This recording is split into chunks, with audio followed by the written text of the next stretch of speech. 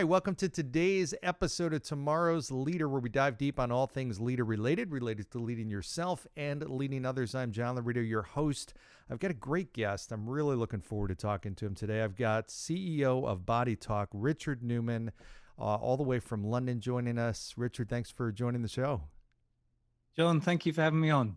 Yeah, I'm fascinated by your story. There's a lot of stuff I want to ask you about. I know your company, Bodytalk, you focus on, so everybody knows what you focus on mostly is training senior level leaders on communication. You've trained over 100,000 people in 46 different countries. So you are an expert on the topic. And I'm going to pick your brain a lot because I know my audience will love to hear a lot about how to become better communicators. Yeah, feel free, go right ahead. Well, let's go back to your story. I love you've got a really interesting background about how you got into this. What was kind of the starting point? Why don't you share a little bit about that, and then we'll weave our way into communication. Sure. So when I was finishing up high school, I realized that before going down the standard path of going to university, getting a job, getting on the career ladder, I realized that I wanted to do something different to really give back to the world. I'd had a really nice, comfortable upbringing. And so I really was fascinated also at the time with communication and seeing how important that was to people in their success. And so I found this opportunity where I could go and live in a Tibetan monastery in the foothills of the Himalayas and teach them how to speak English. And I thought, this sounds absolutely magical. What an adventure. And so I set off. This was the first time that I'd been overseas without my parents, just to give you some idea about how green, how new I was to this. And so I went up to find this monastery up in sort of northeast India. A couple of days traveling to get there. And I didn't realize at the time that there was 5 monasteries in the town. I thought if you go to a town in the middle of nowhere and ask for the monastery, that you go straight to the monastery. So I got in a taxi. I said, take me to the monastery. I think he understood. He took me somewhere, and the monks there, they sat me down. They gave me Tibetan tea. They nodded. They ummed and ahed. They couldn't speak any English. And I was drinking this Tibetan tea, which is a third tea, a third butter, and a third salt. So if you can imagine what that tasted like, wow. That's Tibetan tea. And after about 15 minutes, we realized I was in the wrong place. They weren't expecting a teacher at all. And so I then had to leave, try and find another taxi somewhere nearby to go to the other monastery, not realizing I would then do that repeatedly, be going to a monastery, sat down, have some Tibetan tea, and think, how many times is this going to happen before I find the right place? Until eventually I realized I found a place where the symbol on my piece of paper I'd printed matched the symbol on their monastery. And so I arrived and once again found they didn't speak English. And so they took me into their kitchen and I started to try and connect with them, found out that they could speak Nepali, Hindi, and Tibetan.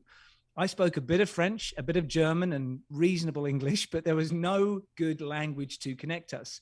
And so I had to figure out, well, how is this going to work? How do I live here for 6 months teaching them English when we have no common language? And pretty soon, just over this table in their kitchen, I realized that through my body language, through my tone of voice, I could start to understand them. They could start to understand me. And so we started to figure out, okay, where am I going to sleep? How do we have the lessons?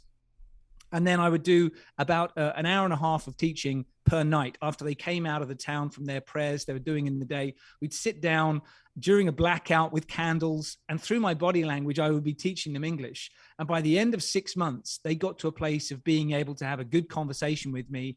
And I learned Nepali, which was the main language of the area. And it just really blew my mind about the possibilities that body language has and your tone of voice, how much you really communicate without the use of words. And the key message maybe for leaders to put this into practice is the big piece I learned was congruency, which was simply that in order for me to communicate anything, I had to make sure my body language, my voice, and my words were all heading in exactly the same direction. Because if my body language went one way, my words went another way, they wouldn't understand. So if I was trying to teach them the word excited, and I didn't look excited, I didn't sound excited, then they had no idea. I could have been saying pineapple. It made no difference. But when we bring this into the business world and where, my team has got to today, we often go to conferences or meetings where we're working with leaders. And, as people are starting to get back to doing conferences these days, just notice when your leaders stand on stage, quite often they stand up and they start the event and they'll say, hello, everybody. I'm very excited to be here today. I'm thrilled that we're going to have this wonderful event. And you think, just tell your voice, tell your body language. Otherwise, nobody's going to believe you. So we do a lot of work on what is pulling you away from that congruency and how do you get it back to have that presence and gravitas when you need it. Wow, that's fascinating, and it is true. You know, there's a big disconnect sometimes with people where what they're saying doesn't match their body language. And do you think most people realize that when they're that leader that's not communicating, their body language is not matching what they're saying? Do you think they realize it, or is it just one of these things they're like, I don't really care that much? I mean, I think that there's a few things happening. So firstly, I think when people are in front of a room, if they're in front of their team, often they can fall into a state of being self-conscious. So that's for some people. Secondly, some people feel like in order to be a leader, they have to have this poker face that shows no emotion at any time. That's the only way to lead. But in fact, people want the connection. They want to see you as a human. And one of the great gifts of the pandemic is that we all started working from home. And then people were seeing their CEO or their VP at home, dressed more casually with a cat in the background and trying to talk to their kids. And suddenly we saw each other as humans. And I think we are really ready for that, much more so now in the workplace, that we want to connect with each other. We're starving for that sense of connection. So it's okay as a leader to move in that direction. But lastly, we often see this lack of congruency because people think, if I just say the right words, that's enough. Or often people I hear say the numbers will speak for themselves, but they don't. The numbers don't speak for themselves. That's why you're having the meeting. If the numbers did speak for themselves, you could email people. The only reason today to try and get people into the office is one big challenge because people are quite comfortable working from home. To get them to go to a conference or some kind of big team meeting, that's quite a big commitment for people. So if you are there, you just need to know the slides and the numbers, they don't speak for themselves. You have to do it, and therefore you have to do it congruently. That's a great point. So what are some of the things, we're talking about virtual world, that what are some of the things that leaders need to be really conscious of? I mean, even the little stuff. I mean, you'd mentioned earlier a couple of pointers before we even began, which I thought was really interesting. What can a leader learn and what can they do better virtually? Well, I think like a big piece, first of all, at the outset, to give this context, the big piece is to think, how do I want people to feel?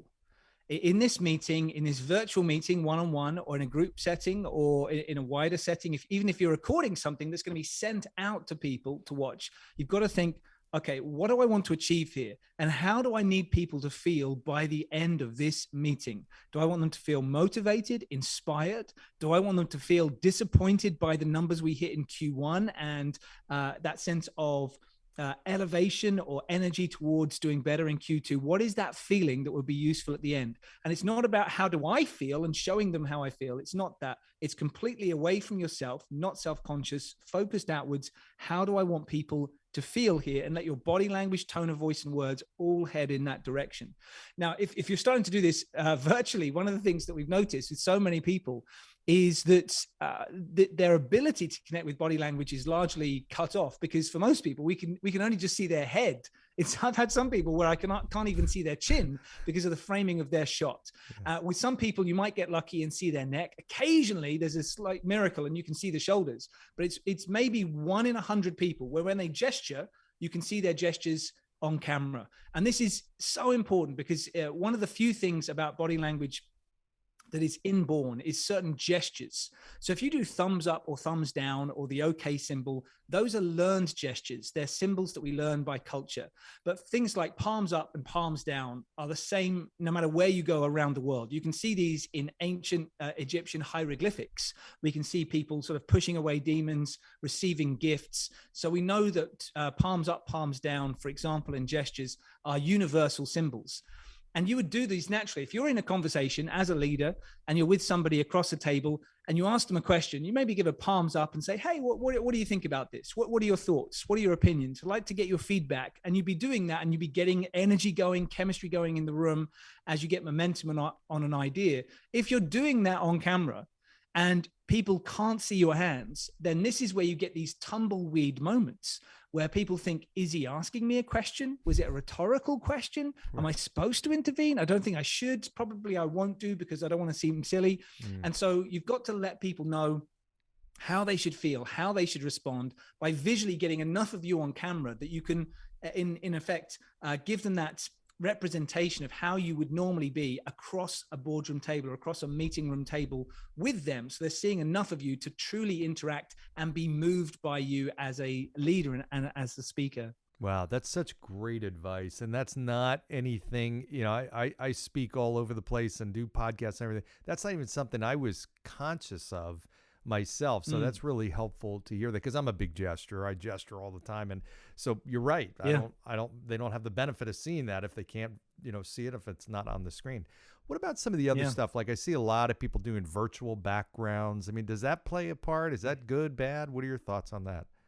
Yeah, it's a good question. I mean, thankfully, the technology on virtual backgrounds is getting a little bit better. I think we've all seen people who early in lockdown had maybe like a Hawaii beach with like palm trees blowing, and then occasionally you'd lose them behind a palm tree and then their head would pop out. And then other people blurring their backgrounds. The key thing that I would say on this is, so say on our team, we've got a few people who are ex-BBC presenters. They're very used to standing in front of a green screen and presenting to millions of people. And so we asked them early on in the pandemic, what should we do with virtual backgrounds?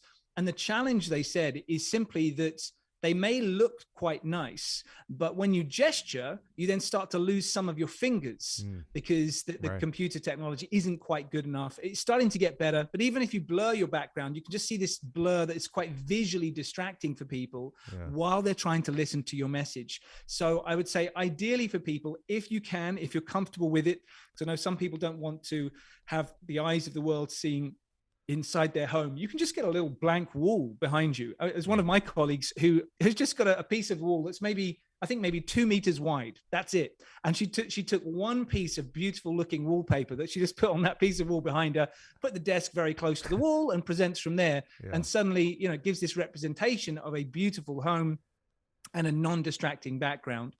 For me, I'm on camera all day, every day, presenting to clients. So I've just given them a fairly tidy bookcase. But one thing that I've aimed to do is the bit just behind my head is darker than elsewhere, so that I stand out a little bit. You definitely don't want to have lots of light behind you or sort of a light area, because it can put you in silhouette. So much like yourself, John, I've got this slightly darker area that draws you in. So the key thing is really just to minimize distractions and make sure that you can engage, as well as realize that it's okay if your cat walks in. Like, it really, people understand you're at home and you don't need to be perfect. So, just be more of a human being in that way is okay. And that's such a good point too, because, and there's a bigger message in that also, because I think a lot of people were not wanting to show their backgrounds or do a virtual background for that reason. It wasn't even so much maybe they were not happy with the background itself. They just they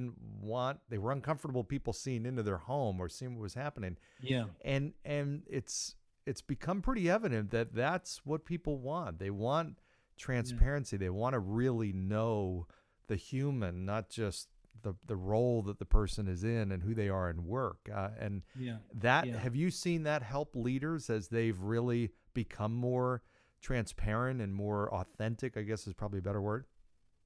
Yeah, absolutely. I think that this is a really critical moment for a shift in what we are looking for in leadership. What we're looking for in work as well is that there's so many people who have decided to leave the workforce and maybe start their own business or decide to change jobs during the last couple of years. And people are questioning, why am I here? What is the point of my role? Is there meaning in it? Is there purpose? Do I feel connected with the other human beings here, rather than just putting another thing on my CV for a couple of years? And so it's critical that leaders connect with the people that they're working with and care about them as human beings. And to do that, you have to be able to open up yourself and be somewhat vulnerable there as well. Now, I mean, take a look at people who've done well on social media. You can see people out there. Maybe if we take a look at movie stars, there are some movie stars, not to name names, but that they they will maybe only do a post on social media when they have a new movie coming out, and it just says, buy tickets to my movie, or buy the new DVD, or like download it. So those people are getting some followers if people are really interested, but then you take other people who are really sharing more about themselves. So for example, Will Smith is a good representation here, where he's just decided to say, look, this is me. You may have seen the polished movie star who's always buff and has the right line to say, well, actually, I'm going to show you who I really am. And the same has gone through, social media influencers who might be experts in marketing, for example, but they also say, hey, I'm just taking a walk with the dog on the weekend. And it's just that sense of letting someone into your life in the way that you would with a tribe, with a community, with people that you care about. Mm-hmm. And that's what's drawing us in right now, is to have someone we work with that we feel like we know them, we care about them, we want them to do well, therefore we want the company to do well.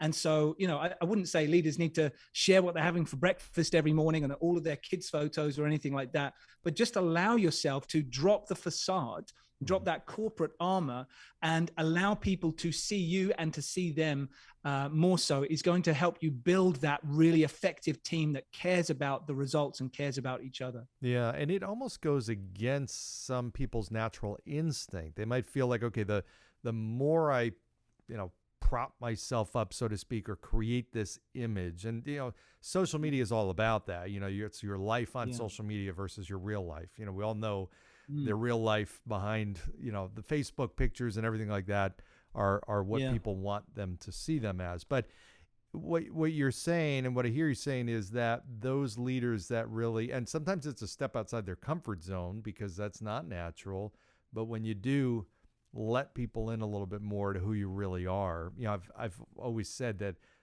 being a mysterious leader is not a good thing. People when they can't figure you out, that's not a good thing. That's on the other end of the extreme. But this is really, when people know more about you, there's higher trust. There's a little bit more relatability. There's a little bit more willingness to follow, is what I'm hearing you say.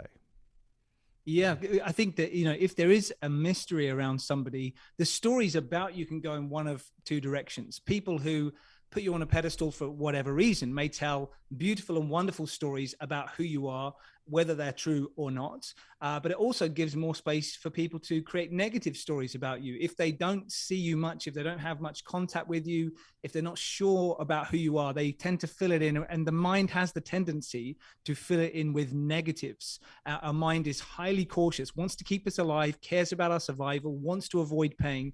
And so if we're not sure about someone, and this has been key during the pandemic too, we've been in this state of being separated with each other, a lot of distrust around what's happening globally and should we be locked down, and people talking about vaccines and the government controlling them. Like, there's been a lot of weird stuff that's been talked about in the media that we've never had to deal with before.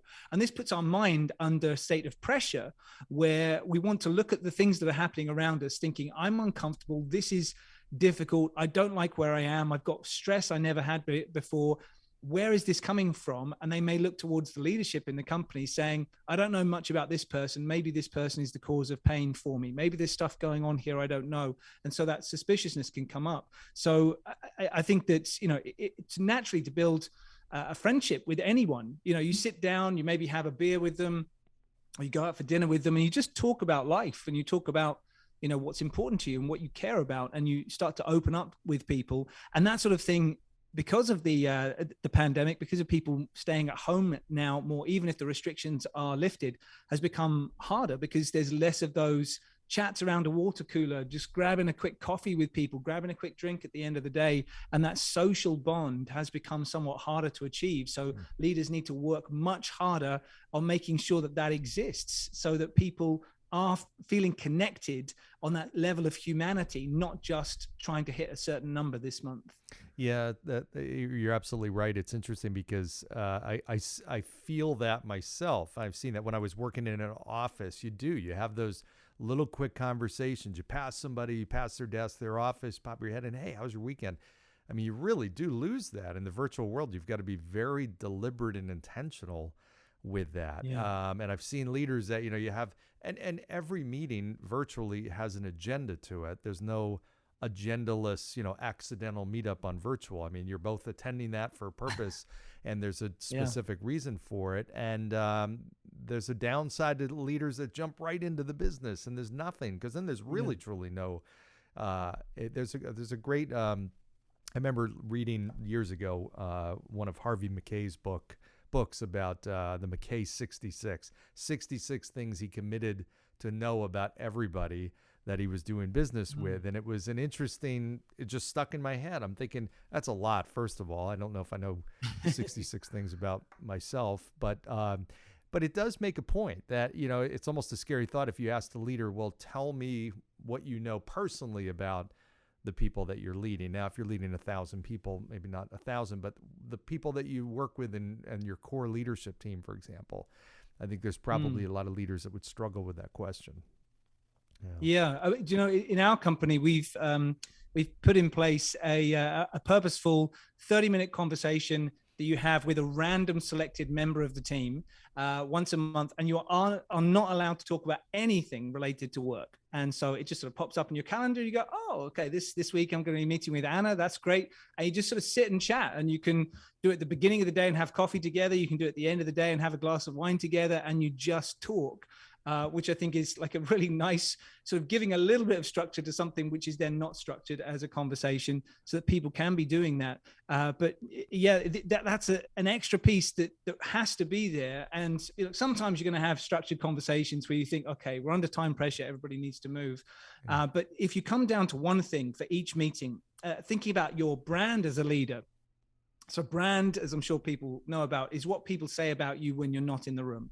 So if you think about every meeting that you go to with your team and indeed sort of clients and stakeholders, is to think, how do I lift the people on this call? What could I do that would lift them? And by doing that, I mean to elevate them from a negative or a neutral state to a more positive state by the time they leave that conversation. And not doing this by sort of falsely saying, hey, I love your orange shirt today, you look fantastic. It's not that. It has to be real. And all it means is just changing your intention. The intention is not to get through the agenda.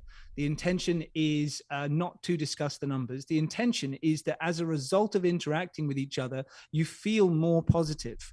And sometimes that can mean leaning into the tough conversations. So this is harder over Zoom, or some people may find it, maybe it's easier because they feel less scared about it. But having tough conversations can be a way to lift people, because it shows that you really see their greatness, where somebody perhaps delivered disappointing numbers last week. And instead of just having a go at them or saying, please do better, if you as a leader see their greatness and you really look into them as you're talking to them over that call and say, this is the situation. I do believe in you. I know how well you can do here. Like, talk to me. I'm here to support you. Let's see what we can do. They may leave with a sense of some disappointment in themselves of what they did before, but knowing that you believe in them, knowing that they've got someone there who is rooting for them to do better, still leaves them feeling lifted. So if you can do that as a leader, it just gives you a tremendous value to the rest of the team, because by doing so, everybody is going to perform better. Yeah, I love that. That's so important. And when you think about that, what are some examples of how people can leave more positive? I mean, because it's not just like you said, the rah, complimenting somebody, but what other emotions would be examples of that? Because what comes to mind, for example, is if you help give somebody even clarity around something they were confused about, that might be an example. Yeah. What other types of things might be examples of? So the broader context to give people a sense of how do you do this all the time is that I see a lot of leaders going into meetings trying to be the hero, thinking that in order to be a leader, I have to know the most, I have to be able to fix the most things, I have to know how to do everyone's job. And you can go into a meeting and leave people feeling disempowered, effectively saying, look, if I did it, I would have done it like this. Actually send it to me and I'll fix it. I'm going to get this stuff done. And people leave thinking, well, okay, now I feel clear on what we need to do, but I don't think you believe that I can do it. So instead, if you think of yourself not as a hero, but as a mentor figure, as somebody who sees everybody in the room, sees that they have challenges, sees that they have goals, and you can mentor them towards this, give them guidance, ask them valuable questions that will make them think about it in different ways. That will allow you to have people who are working at their greatest potential, because they feel that you're not trying to take it away or blame them or shame them in any way, but actually you are helpfully supporting them to be the hero of that situation. And you can apply this to all sorts of situations, team meetings, one-to-one catch-ups with people. And we've even done this applied to negotiations, where if you go into, I've had this in negotiation situations where people think, okay, I'm the hero of the situation. The person I'm speaking to is the villain of the situation.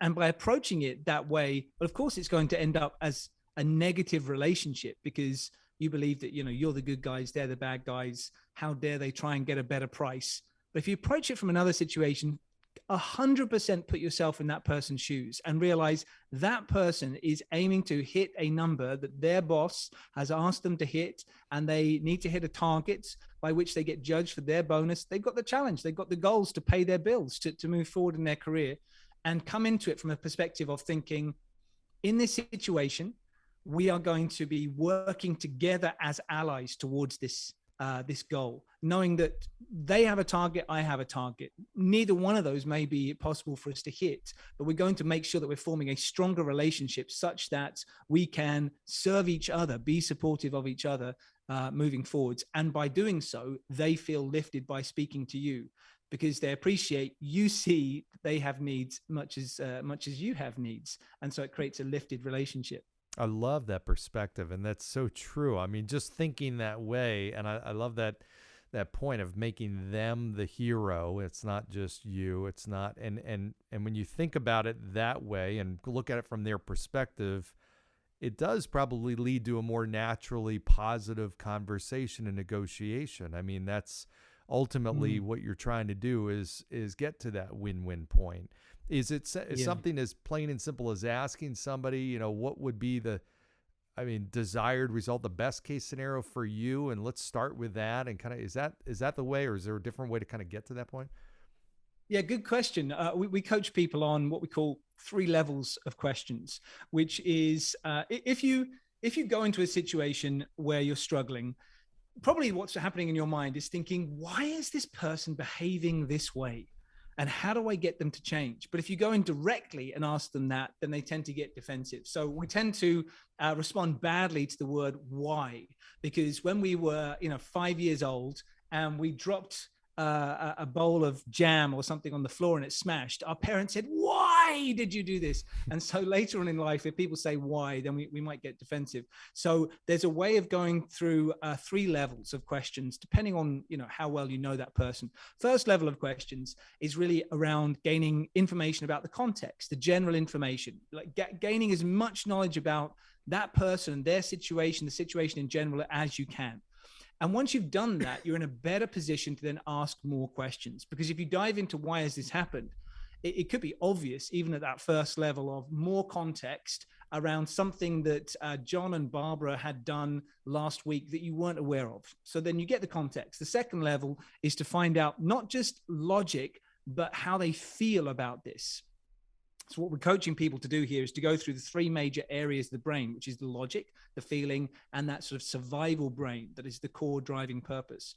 And so in the second level, you'd ask people their feelings about the situation, which can lead you to much more valuable information. They may be feeling frustrated. They may be feeling stressed. They may be feeling angry about something. They may be feeling delighted. You don't know until you start to ask them a little bit more in that area. And then once you've done that, you've built up a strong enough conversation, which is what we do with friends. So it's not, it's not a strange thing to do. If you meet a friend for dinner and they say, oh, I had such a big day today. And you start to ask them, oh, what happened? So you start to know that. Then you say, oh, how are you feeling about that? And you start to drop into second level. And then the third level of question, which might be important in some situations, is to understand what is the core driving purpose behind how they feel about this situation and what they want to happen. What is their strongest motivation? to act here? Are they aiming to achieve something in particular? And if they were to nail it down to just one thing that is most important for them, what would that be? And so we tend to build up a strong friendship with someone if they know what really drives us as a human being. And you can bring that into business as well and just find out what is really driving you. And so once you've figured that out, you can then start to talk about, where you'd like to be, where you'd like to take them, where they'd like to take the situation in the future. Where do they want to be? What does that look like? Give the context, find out how they feel about it. What would be the greatest purpose for them of heading in that direction? And suddenly you understand them, what drives them, what motivates them, and therefore how you can be useful in the conversation. And when they leave, they'll think, that person really knows me and understands me. And we aim to do this with clients as well. If it's a potential client and they're asking us to pitch for business, we really want to understand them. We genuinely care about what is the situation they're dealing with. How do they feel about it? What's the most important motivation for them in speaking to us or anybody about this? And so they'll leave feeling like, actually, we've built a relationship already with this company. Before we even send a proposal, we have started to get to know each other in a deeper way than others who show up with a slide and a brochure. Mm-hmm. So I think that's important to business in general right now, getting to really know people on a deeper level, and great questions and great listening skills can help you to get there. Yeah, I love that. And that's really whether you are a leader and that's a leadership scenario there, or a sales situation that applies just the same in reality, right? Yeah, absolutely. It applies to everybody and to all of your relationships. If you feel like you don't feel that connected with somebody, then you can go straight to this piece in any situation and suddenly have a stronger understanding of them, what you might need to do, and have a stronger relationship. Yeah. So a couple of last questions, and I know we're running a little bit short on time, but what is the leader today? Obviously, leadership has changed a lot over the years. I think back to leaders, what was the ideal, type of leader 10 years ago, 15, 20 years ago? You've got today's leader, which has evolved tremendously in a lot of different ways. What do you see in the future? What do you see 5 or 10 years from now? The leader that truly becomes incredibly impactful, influential, effective, and really doing what they're trying to do. What is that? Does it look different than the leader today? And if so, how? Yeah, I think that this need that people have right now to be doing something purposeful, to be doing something that really feels like it has meaning behind it, is so important. We've seen this buildup of tribes, which was talked about a long time ago by Seth Godin, talking about the importance of tribes in organizations and in the world. And this is what the internet has done. This is what social media has done as well, is people wanting to find their tribe, find people who have the same values as them, who are doing something that they deeply care about, and they feel like a meaningful part of this. And I think that is key for leadership going forwards, is to think about the wider context of what you do. So, rather than just saying, okay, we sell this widget, we'll think about, what is the wider impact of your business on society, on the environment, on the people who are there, and what sort of values drive your behavior? What sort of vibe do you have at your organization? Because people want to be a part of something where they say, I was there. I did some of that. I had like a little smudge print on the side of creating something magnificent, and having that pride of feeling like they were part of something that means something to them, that didn't just pay the rent. And so I think that more and more so, this is what social media is sort of pushing us into, that sense of, I want to find people who believe what I believe, who care about what I care about, and where I can serve something in that direction. So leaders who can represent that and really explain that, use great storytelling skills, have great human and communication skills, are going to be able to explain it in a way that, other organizations tend to take their values and they sort of chip them into marble in the large atrium area of a big glass building, but it doesn't really mean anything. They're not living and breathing it. So I think leaders need to live and breathe those values genuinely every day, so that people see They're not just talking the talk, they really are walking the walk. And by doing so, people will flood towards them because they want to be part of what that person represents. We're here with Richard Newman, CEO of Bodytalk. So Richard, if people want to learn more about you or your organization and what you do, where can they go? How do they do it?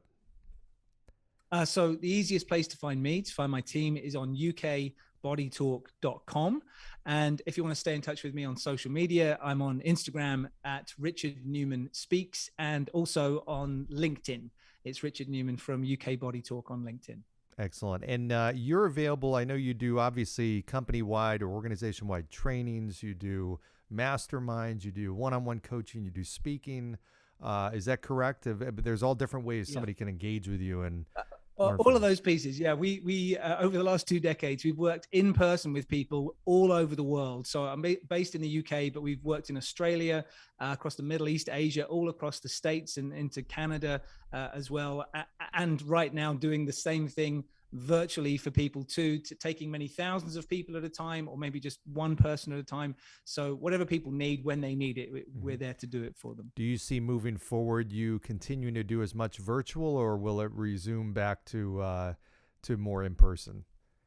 I'm seeing this year a gradual return to some in person. So we used to do pre-pandemic 100% in person, and then we shifted to 100% virtual. And we're starting to see, last year was about 5% was going back. This year, I'm starting to see maybe like 15% is heading back to in-person events. I think that's going to gradually ramp up towards the end of the year, where I would imagine at least a quarter, maybe 30%, maybe even 50% towards the end of the year in person. But so many of our clients have said that virtual gives them an amazing return on investment. Instead of needing to hire a conference venue, fly everybody in, pay for their hotel for several days in order to get a keynote speaker, they can just say, look, this lunchtime, turn on your webcam, press this link. Right. So I think that for sort of large scale events, that virtual is going to stay there. For less important events, sort of general meetings, will stay virtual. And the big key events of each year will happen in person. And also working sort of close, important coaching work with senior leadership teams. We see that going back to being face-to-face, because that's where you get the greatest hit from the coaching itself. Yeah. Which do you enjoy more? You enjoy the face-to-face more or the virtual? I enjoy the virtual for being able to be at home and be able to see my kids more. But I have to say, I still get such a thrill from being in a room with somebody while they transform through the training. To be able to take them on that journey is still a magical experience. Oh yeah. Well, keep doing the great stuff you are. I've loved our conversation. Lots of takeaways. I'm sure my audience feels the same way. And I'd love to have you back sometime to talk more. And I know now, what time is it in your neck of the woods? So it's just coming up towards 3 p.m. Okay, gotcha. Well, I appreciate your flexibility in joining us today. We've been here with Richard Newman, CEO of Bodytalk. As always, like, subscribe, share this episode. I appreciate your future suggestions on other guests and content. And as always, go down below and give 5-star review. And Richard, thanks again for joining us today. Thanks, John. It's been a pleasure. All